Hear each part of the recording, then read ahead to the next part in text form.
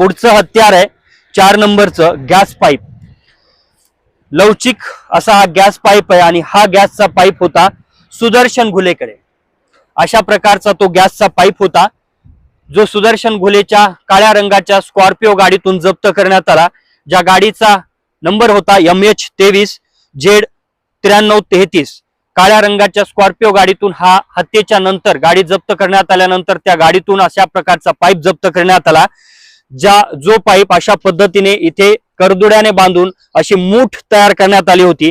दुसऱ्या बाजूला असंच जे काही बोल्ट जो आहे तो होता आणि हे हत्यार होतं सुदर्शन घुलेकडे।